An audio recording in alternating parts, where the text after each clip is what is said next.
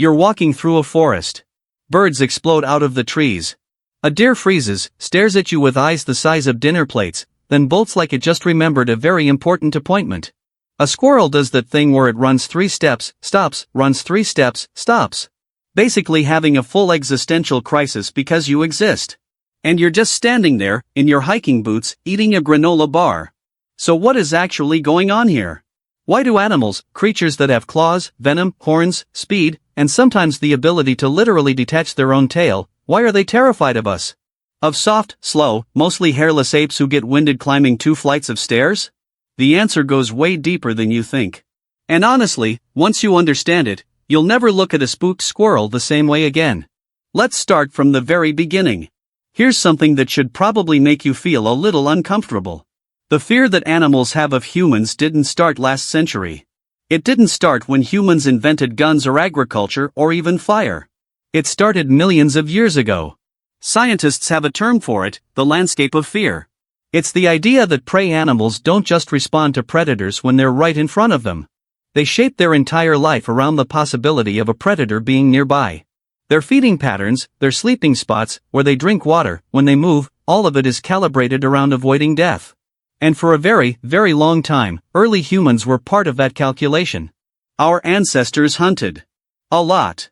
Paleolithic humans were persistence hunters, meaning we didn't necessarily have the speed to outrun prey, but we had something arguably more terrifying. We just kept going. 4 hours. In the heat of the day. Until the animal collapsed from exhaustion. If you were a gazelle and you saw a weird bipedal creature in the distance jogging at a medium pace, that was genuinely one of the most horrifying things you could witness. So, animals learned. Not individually, but generationally. The ones that didn't run from human-shaped silhouettes got eaten. The ones that did run survived, reproduced, and passed that wariness on to their offspring. Repeat that process over thousands of generations, and you get animals that are essentially pre-programmed with human fear baked into their DNA. It's not a learned behavior. It's a survival algorithm. The super predator theory. Now, here's where things get genuinely fascinating. And a little bit flattering, honestly. In 2016, a team of researchers at the University of Western Ontario published a study that dropped a pretty wild claim. They argued that humans are, and I'm quoting here, the super predator. Meaning, we are feared by other predators more than they fear each other. They played audio recordings to animals. Not of other predators. Not of lions roaring or wolves howling. Just the sound of humans talking. Casual conversation. The kind of thing you'd hear at a bus stop. And the results were remarkable. Mountain lions fled at more than twice the rate they fled from other predators. Bobcats, deer, skunks, possums, they all bolted faster and harder from human voices than from any other threat. Some predators, animals that don't have natural enemies, still responded with the same panic response to human sounds. Think about that. A mountain lion. An apex predator. An animal that kills deer for breakfast. Running away from the sound of someone chatting about their weekend plans. Why? Because even apex predators have a historical memory of humans being dangerous. We hunted them too. We pushed them out of habitats. We killed them when they got too close to livestock. Over time, even the top of the food chain learned humans equals threat. We're not just scary because we're predators. We're scary because we're unpredictable predators. And unpredictability in the animal kingdom is basically the most terrifying thing there is. The unpredictability problem. Let's talk about why unpredictability is such a big deal. Most predators follow patterns. A wolf hunts at dawn and dusk. A crocodile ambushes near water. A hawk hunts small rodents in open fields. Prey animals have evolved over millions of years to read these patterns. And knowing the pattern is what keeps them alive. A deer that knows where the wolves hunt can avoid that area. A fish that knows when the heron feeds can stay deeper during those hours. But humans? We hunt in the morning and at night. We hunt in groups and alone.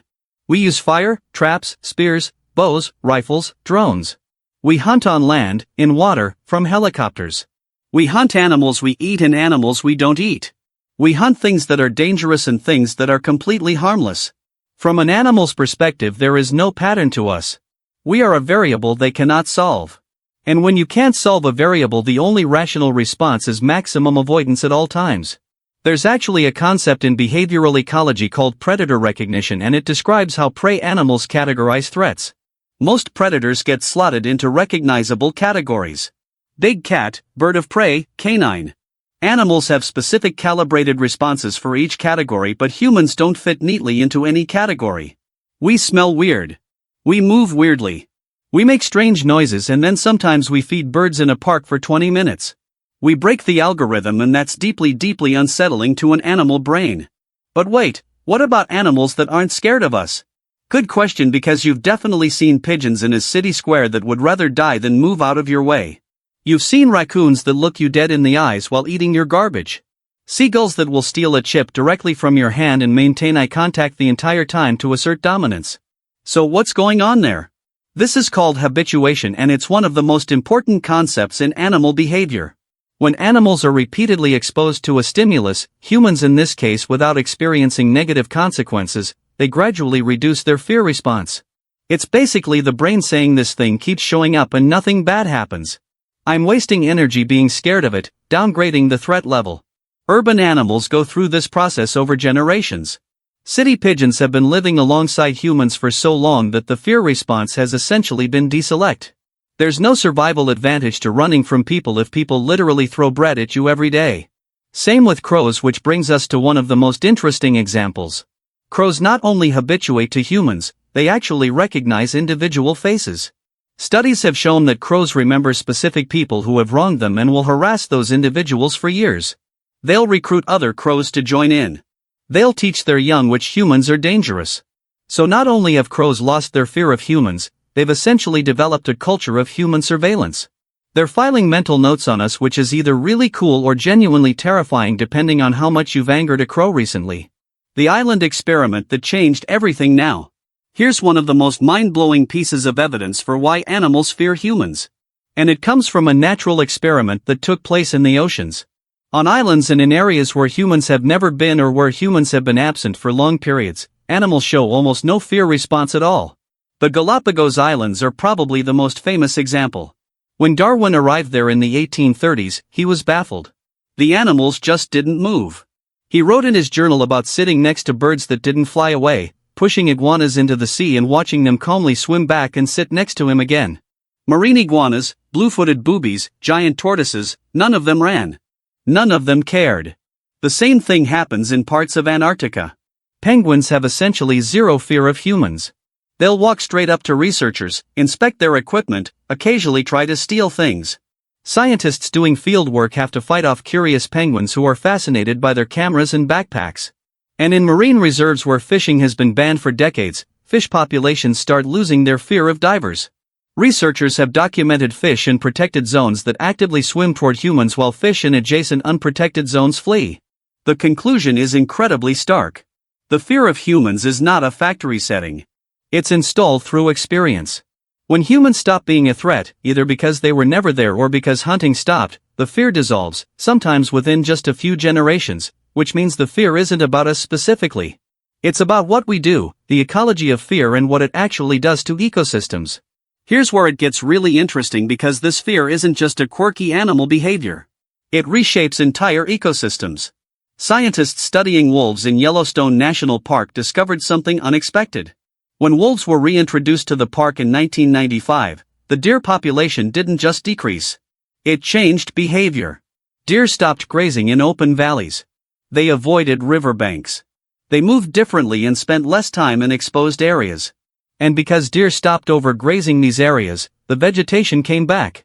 Rivers changed course because the bank erosion slowed down. Trees grew back. Bird species returned. Fish populations rebounded because the streams became healthier. All of this because the wolves made the deer afraid.